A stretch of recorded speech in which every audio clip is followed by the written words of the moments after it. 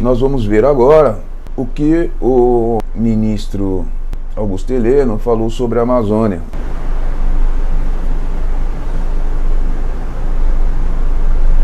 Bom, essa exposição brilhante feita pelo ministro Salles mostra, em primeiro lugar, a inconsistência dos dados que são fornecidos.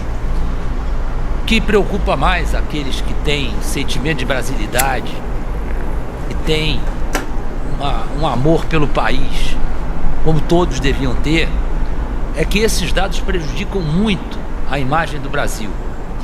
Se fossem dados corretos, era preocupante, seria conveniente que nós não alardeássemos isso, que nós cuidássemos do problema internamente, procurássemos corrigir o que está errado. Sendo dados falsos, é muito grave, porque isso prejudica o comércio brasileiro, prejudica a imagem do Brasil, nos coloca como um grande destruidor do meio ambiente, na humanidade, e são imagens que depois fica muito difícil de resgatar. Então isso é o que nos aflige muito, é a falta, eu tenho dito isso muitas vezes, de honestidade intelectual de boa parte da imprensa ao divulgar notícias. A notícia é para ser divulgada, a imprensa é para informar, mas ela tem que pautar a informação na honestidade intelectual. É um predicado tão importante quanto a honestidade de não tirar dinheiro. A honestidade intelectual é muito importante no trato desses assuntos. Vou contar uma historinha só para verem a gravidade do problema. Primeiro que um país com 8 milhões e 500 mil quilômetros quadrados, qualquer problema desse tipo é muito sério. Porque é muito fácil a gente dizer que fiscaliza as coisas num país, e aí não, nenhum demérito, apenas vou citar países que notoriamente são pequenos na sua extensão territorial, como é o caso da Bélgica, o caso da Holanda. Então nós temos países que facilmente são fiscalizados num aspecto como esse. Um país com 8 milhões e 500 mil quilômetros quadrados, com uma Amazônia Amazônia legal com mais de 5 milhões de quilômetros quadrados, e principalmente aonde não é dada aos povos da floresta, que são 3 palavras famosas em qualquer livro sobre a Amazônia: os povos da floresta. Os povos da floresta não receberam até hoje o tratamento que vão receber no governo do presidente Jair Bolsonaro. Eles vão ser tratados como os povos brasileiros da floresta, que merecem ter uma participação no país de acordo com o nível civilizatório do século XXI. Eu não posso querer que esses povos da floresta sejam objeto de visitação pública, de trabalhos de antropólogos. Isto não é o objetivo de um governo sério como é o governo do presidente Jair Bolsonaro. Eu tenho certeza que ele vai cuidar dos povos da floresta como povos que precisam uma assistência cerrada, precisam ter acesso ao que eles desejam e que ficam deformando as aspirações e colocando na boca até de índio de escola de samba aspirações de povos indígenas que não são verdadeiras. Quem conhece, quem visitou a comunidade indígena sabe que não são verdadeiras. Uma historinha só dessa história de desmatamento. De vez em quando nós temos uns surtos de moralização dessa história de meio ambiente e desmatamento. Num desses surtos, eu era comandante militar da Amazônia e forneci vários helicópteros para o IBAMA para fazer. Só que eu tinha 12 helicópteros, normalmente 4 em manutenção. Na verdade eu tinha 8 helicópteros disponíveis. Coloquei todos à disposição do IBAMA para facilitar esse movimento da Amazônia. Mas não é suficiente para se patrulhar uma área de 8 milhões de quilômetros, de 4 milhões de quilômetros quadrados. Então havia necessidade de coisas móveis para chegar nos lugares.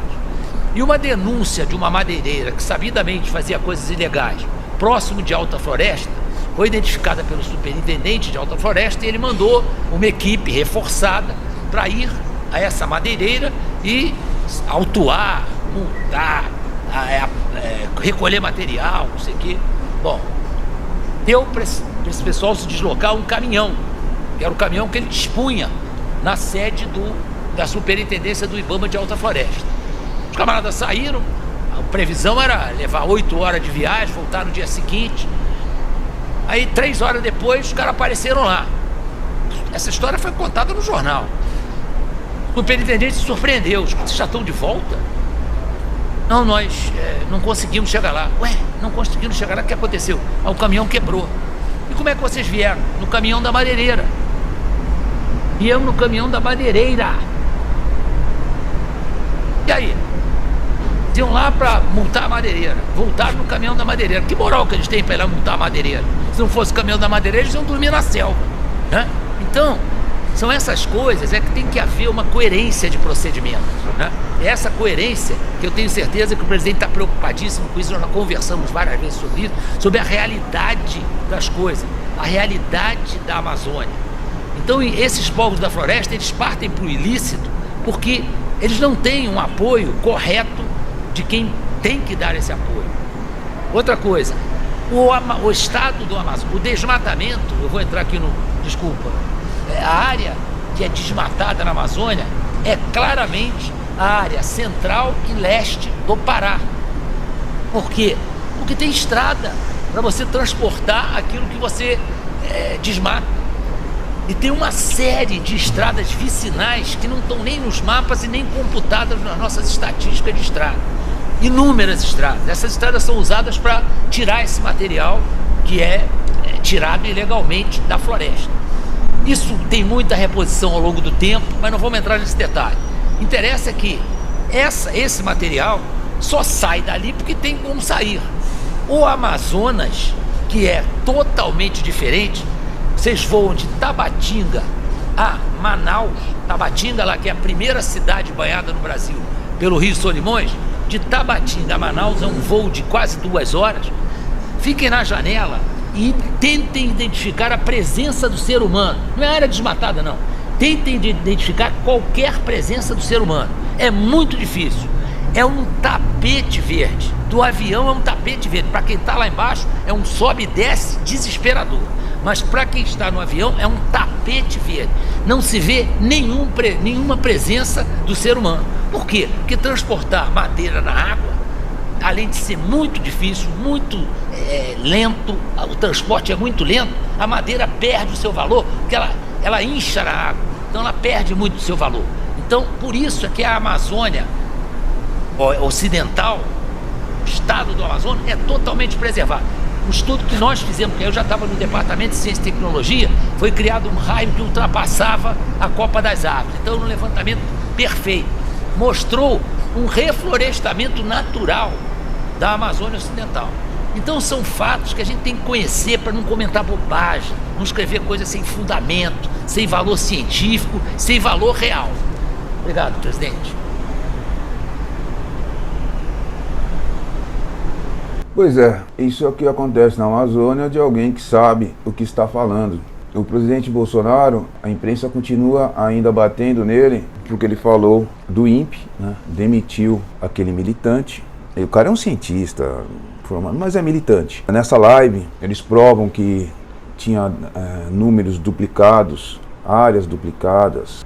Juntaram 2017 e 2018 para jogar tudo em 2019, junho de 2019, dizendo que o desmatamento aumentou 88%. Ora, então aumentou 88% no governo Bolsonaro. É isso que eles estão falando. Está mostrando como que é na Amazônia, nos governos passados, o que acontece lá.